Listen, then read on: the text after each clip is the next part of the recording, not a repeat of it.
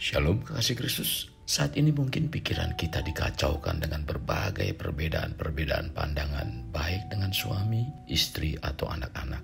Para pendengar Renungan Melekat dalam Tuhan, mari hari ini saya berharap kita semua menyadari akan peran kita masing-masing. Karena saat kita melakukannya, Tuhan akan mengubahkannya menjadi satu kebaikan yang saling melengkapi. Mari kita berdoa. Tuhan Yesus, terima kasih buat kesempatan pada hari ini di mana kami kembali mendengarkan kebenaran firman-Mu melalui renungan ini. Berbicaralah Tuhan, agar firman yang disampaikan menjadi satu kekuatan buat iman percaya kami. Bahkan memberikan pengharapan-pengharapan yang baru di dalam pengiringan kami kepadamu Tuhan. Tuhan Yesus, kami rindu kami menjadi pribadi-pribadi yang tunduk dan taat akan kebenaran. Sehingga melalui hal ini kami dapat memberi contoh bagi anak, istri, dan suami kami. Tuhan, terima kasih Tuhan Yesus untuk semuanya ini. Sekali lagi, bukakan hati dan pikiran kami untuk terus diisi dengan kebenaran firman-Mu. Sehingga kami menjadi pribadi-pribadi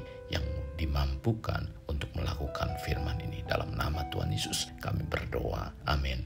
Melekat dalam Tuhan bertema kesatuan dalam keluarga. Firman Tuhan terdapat dalam kitab Matius pasalnya yang ke-18 ayat 19 sampai 20. Demikian firman Tuhan. Dan lagi aku berkata kepadamu, jika 2 orang daripadamu di dunia ini sepakat meminta apapun juga, permintaan mereka itu akan dikabulkan oleh Bapa-Ku yang di surga.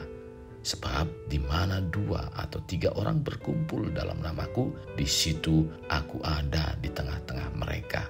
Tuhan dalam menjalankan rencananya di bumi, pada awalnya diberikan melalui keluarga. Setelah menetapkan kesepakatan yang matang untuk menciptakan langit dan bumi, lalu Tuhan menciptakan manusia. Dan setelah manusia diciptakan, Tuhan melihat bahwa manusia tidak baik seorang diri. Lalu diciptakanlah pendamping manusia dari bagian dirinya, yaitu dari tulang rusuk, dan ditempatkan di sisi manusia itu. Setelah pendamping manusia diciptakan, dibangunnyalah sebuah keluarga oleh Tuhan dengan tujuan untuk dapat mengembangkan kerajaannya di bumi.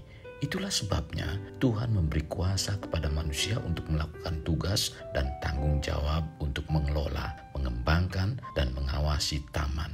Keluarga bukanlah lembaga yang dirancang oleh manusia.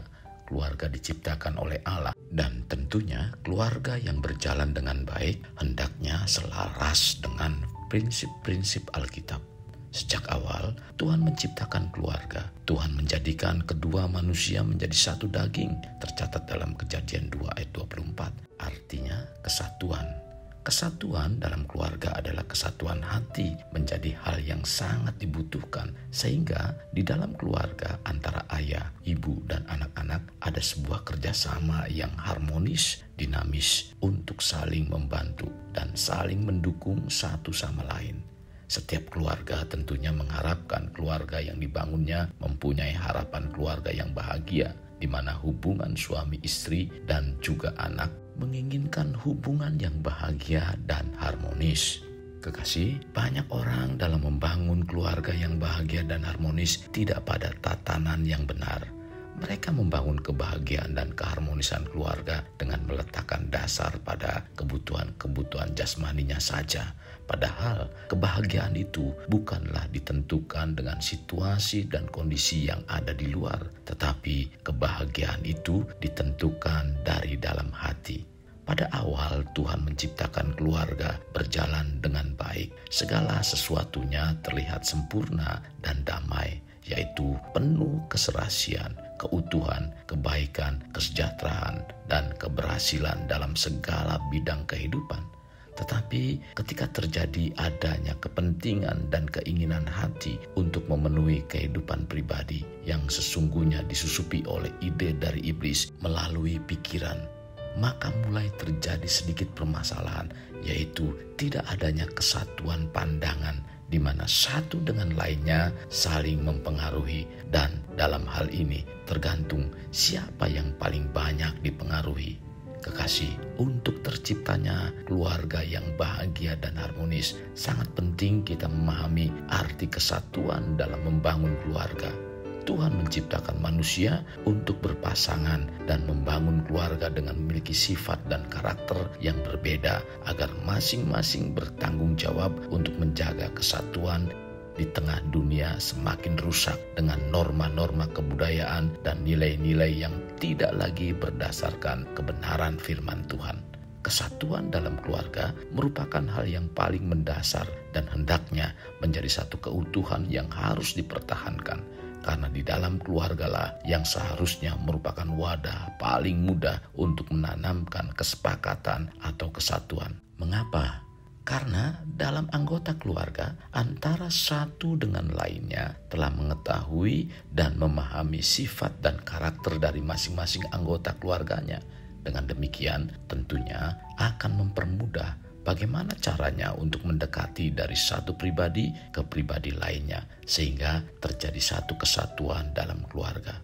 Sangat penting sekali kita menanamkan kebenaran pada keluarga kita, terlebih pada keturunan kita, karena merekalah yang akan melanjutkan apa yang telah Tuhan percayakan pada kita. Firman Tuhan mengingatkan kita agar kita untuk mengajar anak-anak kita. Dalam Ulangan 6 ayat 7 mengatakan, haruslah engkau mengajarkannya berulang-ulang kepada anak-anakmu dan membicarakannya apabila engkau duduk di rumahmu, apabila engkau sedang dalam perjalanan, apabila engkau berbaring, dan apabila engkau bangun. Untuk efektifnya penanaman kebenaran firman pada anggota keluarga tentunya bukan menjadi pribadi yang hanya pandai mengucapkannya, tetapi kita juga harus menjadi contoh dalam melakukannya. Kekasih Kristus, sekalipun untuk mencapai suatu kesatuan dalam keluarga itu merupakan hal yang sangat sulit karena memiliki kepribadian dan sifat yang berbeda-beda, sehingga hal tersebut membuat pengaruh dalam hal mengambil keputusan.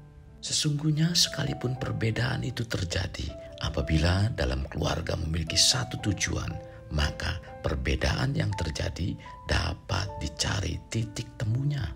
Bahkan dapat menghasilkan hal yang lebih baik karena dapat dilihat dari berbagai sisi. Ini terjadi akibat dari perbedaan yang mampu memandang permasalahan dari berbagai sudut.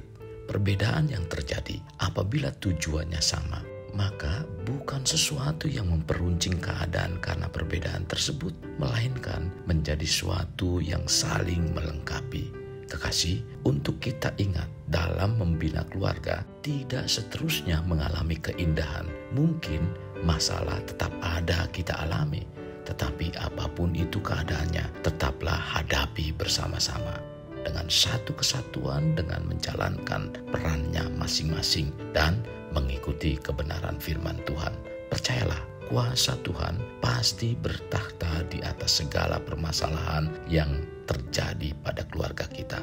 Bila para pendengar belum terciptanya kesatuan dalam keluarga, sekarang kita ambil keputusan untuk membangun kesatuan dalam keluarga yang kokoh sejak dini.